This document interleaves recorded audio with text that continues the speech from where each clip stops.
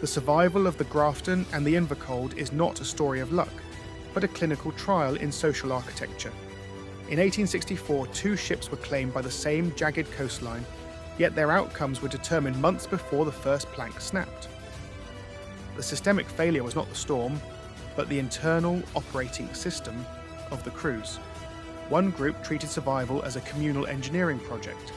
The other treated it as a private bankruptcy. Deep in the sub-Antarctic scrub of the Auckland Islands, a single iron bolt remains, hand-forged and driven into a rotting beam of rata wood, a monument to collective will. 20 miles north, in a nameless cave, there is only a shallow depression in the dirt where the acidity of the soil has failed to fully dissolve the calcium of a human jawbone. One is a tool of life, the other a signature of neglect. These two artifacts, separated by 20 miles of impenetrable basalt and scrub, are the only surviving witnesses to a cold-blooded experiment in human sociology. The Grafton was a microcosm of the New World. 5 men, 5 different nations, bound by a schooner and a hunt for argentiferous tin. Their psychological anchor was the social contract. Captain Thomas Musgrave was a leader who understood that in a vacuum of authority, power must be replaced by purpose. His crew, Raynal, Sullivan, Forges and Harris, did not see themselves as subjects, but as components of a single, or functioning machine. Their survival style was industrial. They did not just wait for rescue, they built a life to spite the island. 20 miles north, the Invercauld carried 19 souls, a rigid Victorian hierarchy of officers and men. Their anchor was the ghost of rank. Captain George Dalgarno and his first mate Robert Holding clung to the prestige of their titles even as their uniforms rotted. To the crew, Dalgarno was not a saviour, but a relic of a system that had already failed them, as their survival style was atomised, 19 men standing together yet dying alone. The Grafton had ventured into the furious 50s by choice, seeking fortune in the mineral-rich veins of the sub-Antarctic. They were prepared for the environment, but not the betrayal of their anchor chain on a black January night. The Invercauld, a massive 888-ton clipper, was merely passing through on a routine voyage from Melbourne to Callao. To them, the Auckland Islands were not a destination, or they were a geographical error. When the ship struck the cliffs of North Cape, the men were thrust into a landscape they had never bothered to study. They were tourists in a slaughterhouse.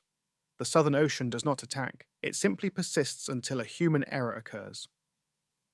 For the Grafton, the failure was a literal anchor, a single fluke that could not hold against a midnight gale in Carnley Harbour. As the ship was driven onto the rocks, the routine ended at 45 degrees of heel. For the Invercauld, the failure was navigational hubris. On a mist-choked night, Captain Dalgarno believed he was 20 miles clear of the Auckland Islands. He was not. When the clipper struck the vertical basalt cliffs of the North Cape, the ship didn't just wreck, it disintegrated. Within minutes, 888 tons of Victorian engineering became toothpicks. 6 men drowned instantly. 19 scrambled onto a ledge of rock, shivering, leaderless, and stripped of the only thing that gave them identity: the ship. As in the first 48 hours, the survival event forced 2 different choices. On the Grafton, Musgrave gathered his 4 men. He did not command them, he negotiated with them. They swore an oath that no man would eat while another starved, and no man would rest while another worked. They converted their hierarchy into a cooperative. This was the birth of their social machine. On the Invercauld, the moral pivot was a silent one. As the 19 survivors stood on the cold cliffs, Captain Dalgarno did not call a meeting. He did not inventory the men. He simply looked at the shivering sailors and saw crewmen who were no longer under his pay. The hierarchy remained, but the responsibility vanished. The first mate, Robert Holding, realized in that moment that he was no longer an officer in a navy. He was a competitor in a zero-sum game. On the southern shoreline, the 5 men of the Grafton realized that their primary antagonist was not the wind, but thermodynamic leakage. Often the human body at rest burns approximately 80 watts of heat. In a sub-Antarctic gale, The environment strips that away at 4 times the rate. Musgrave didn't just build a hut, he built a thermal envelope. They sourced basalt stones for a foundation, sealing the gaps with a mortar made of processed seal blood and pulverized shell, a biological concrete. Raynal, the group's intellectual engine, calculated the draft of the chimney to ensure maximum caloric return from their limited driftwood. As they weren't just staying dry, they were maintaining their core temperature at a precise 37 degrees Celsius, preventing the cognitive fog that precedes hypothermia. Every hour spent by the hearth was an investment in their collective sanity. 20 miles north, the Invercauld crew remained in a state of architectural paralysis. 19 men, including officers who had commanded thousands of tons of steel, could not manage to move a single stone. They draped a shredded sail over a depression in the peat. Because the floor was porous, the island's water table rose into their bedding every time the tide turned. This created a permanent state of conductive cooling. Their clothes never dried. The capillary action of the salt water pulled heat directly from their femoral arteries. While the Grafton men slept in industrial comfort, the Invercauld men spent 30% of their daily caloric intake simply shivering to stay alive. Let's look at the metabolic arithmetic of the two camps. A human being requires roughly 2,500 calories for baseline function. The Grafton men became apex scavengers. They realized the local sea lions were walking barrels of high-density lipids. They didn't just eat the meat, they harvested the brain, rich in phospholipids, and the marrow. By consuming 4,000 calories of seal protein a day, their bodies remained in an anabolic state. Their muscles repaired themselves. Their immune systems, fueled by the zinc and iron in the fresh blood, warded off the island lethargy. In contrast, the Invercauld survivors entered catabolic collapse. Without a leader to organize a hunt, they relied on starvation foods. They ate the roots of the Stilbocarpa pilaris, which provided fiber but almost zero usable glucose. As their insulin levels spiked and crashed, their bodies began autophagy, literally eating their own muscle tissue for survival. First, the fat disappeared. Then, the gluteal muscles. Finally, the heart muscle itself began to thin. By month 3, their heart rates had dropped to 45 beats per minute. Their brains, starved of ATP, could no longer process complex social cues. This is why they stopped speaking. The metabolic cost of a sentence was too high. By the 12th month, the Grafton crew faced a threat more insidious than starvation: cognitive entropy. In total isolation, the human brain begins to shed its civilized layers, reverting to a static state where time loses its linearity.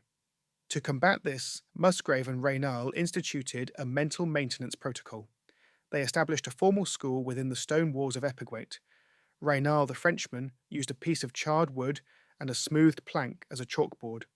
He taught the crew mathematics and French. Every evening, the 5 men sat by the hearth, not as castaways, but as students.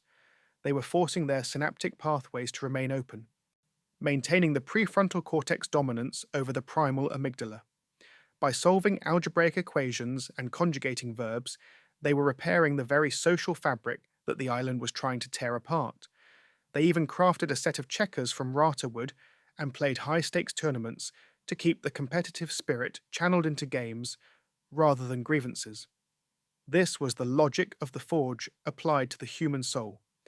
The Grafton's masterstroke, however, was the reconstruction of their escape. They realized no one was coming. They had to build their way off the island. This was not a simple repair. It was an industrial resurrection. Using only a hand bellows forge they had built from seal skins and wood, Raynal began the grueling process of converting the Grafton's wreckage into a seaworthy vessel. They needed tools they didn't have. Raynal spent weeks hammering cold iron, his hands blistering and cracking in the sub-Antarctic salt air. He forged an auger to drill holes in the timber. He forged saws, chisels, and over 100 specialized bolts. Each bolt was a mechanical prayer. The sound of the hammer hitting the anvil became the heartbeat of the camp, a constant, metallic defiance of the wind. They took the ship's dinghy and literally stretched it, adding high sides and a deck to withstand the 10-meter swells of the Southern Ocean. They caulked the seams with a mixture of seal oil and pounded oakum. It was a Frankenstein's monster of a boat, held together by sheer engineering spite. 20 miles north, the Invercauld crew reached the terminal phase of neglect. By August 1864, the ghost of rank had finally vanished, replaced by a terrifying, silent anarchy. This is the point where the human animal ceases to be a political being. As their body fat percentages dropped toward the critical 5% threshold, the social brain was cannibalized for metabolic fuel, as in they reached the breaking point through non-actions. When a man named Henderson grew too weak to crawl for roots, the others did not share their meager findings. They did not even speak to him. They practiced psychological distancing, treating their dying comrades as if they were already part of the geography. There was no murder, no grand betrayal, only a cold, biological withdrawal. Captain Dalgarno and the first mate, Holding, eventually abandoned the main group entirely, moving to a separate cave to preserve their own dwindling calories. They fractured into tiny, warring cells of 2 or 3 men, hiding scraps of food from one another, like hoarding rats. The every man for himself protocol was now the only law. Of the 19 who survived the wreck, 16 were systematically aroused. They died in the dirt, often with their companions only feet away, staring into the middle distance, waiting for the heart to stop so they could have more room under the sail. As winter peaked, scurvy began its final audit of the Invercauld survivors. Without vitamin C, the collagen synthesis in their bodies failed completely. This is the horror of the unravelling. Old scars from childhood accidents, wounds that had been closed for 20 years, suddenly liquefied and reopened. Their teeth loosened in their sockets. Their legs turned black with internal hemorrhaging as capillaries spontaneously burst under the weight of their own skin. On the Grafton, they avoided this forensic nightmare by a stroke of accidental genius. They had discovered a local widgeon grass and brewed a bitter, chlorophyll-heavy tea. They were maintaining their blood ascorbate levels just above the scurvy threshold. While the Invercauld men were literally falling apart at a cellular level, the Grafton men were standing firm in their leather sealskin suits, ready to launch their mechanical prayer into the surf. On July 19, 1865, as the Grafton's final mechanical output was ready for the laboratory's ultimate test. It was a 12-foot dinghy, modified with hand-forged copper bolts and raised gunnels, a suicide boat designed to navigate the most violent stretch of water on the planet. Musgrave, Raynal, and Forget did not wait for a sail on the horizon. They built the horizon themselves. For 5 days, they navigated through 10-meter Antarctic swells, their bodies soaked in a 4 degrees Celsius brine that threatened to stop their hearts every time a wave crested the deck. They were navigating with a makeshift compass and a chronometer they had spent a year repairing. When they finally sighted the coast of New Zealand, they didn't look like victims. They looked like an invading force of leather-clad survivors. They had sailed 285 miles in a vessel held together by seal oil and sheer industrial spite. Musgrave immediately chartered a rescue ship to return for the remaining 2 men. When the rescue crew arrived at Epigwait, they found a clean, organised stone house, a functioning schoolroom, and 2 men in perfect health. The extraction of the Invercauld was not a triumph, but a forensic glitch. In May 1865, a Portuguese ship named the Julian sought shelter from a storm in the Northern Bay. They did not find a crew. They found 3 skeletal apparitions wandering the shore among piles of unburied bones. Captain Dalgarno, first mate Holding, and a sailor named Sayer were all that remained of the 19. They had not survived the island so much as they had been overlooked by death. When they were pulled onto the deck of the Julian, they were in a state of metabolic bankruptcy. Their muscle mass was so depleted that their skin hung in translucent folds over their ribs. They had lived for over a year on the same island as the Grafton crew, yet they had never even attempted to walk south to find help. The social decay had led to a total geographical paralysis. The after-action report of the Auckland laboratory delivers a cold, mathematical verdict on human sociology. The variables, the weather, the seals, the flora, and the isolation, were identical. The only changing variable was the social coefficient. The Grafton, the cooperative. 5 men wrecked. 5 men rescued. Survival rate 100%. The Invercauld, the hierarchy, 19 men wrecked, 3 men rescued. Survival rate 15.7%. The Grafton crew survived because they shared the biological tax of the island. The Invercauld crew died because they tried to pay it individually, and the island's interest rates were too high. Today, the Auckland Islands remain as they were in 1864, a jagged, basalt laboratory anchored in the scream of the furious 50s. The ruins of Epigwait, the Grafton stone-walled sanctuary, are slowly being devoured by the Rata forest, yet the site remains a monument to the lesson of the machine. It is a physical refutation of the great man theory of history. It proves that survival is not a solitary spark of heroism, but a structural output, an engineering problem solved by the collective. Nature is indifferent to your rank, your Victorian etiquette, or your individual pedigree.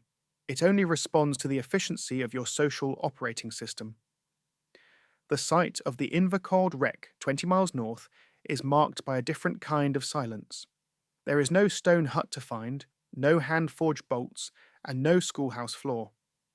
There is only the statistical ghost of 16 men who died because they could not find a reason to move toward one another.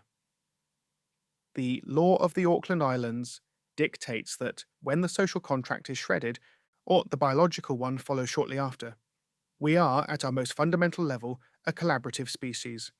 When we choose to stand alone, we choose to fall. In the end, it was not the cold that killed the men of the Invercauld. It was the profound, shivering solitude of standing in a crowd.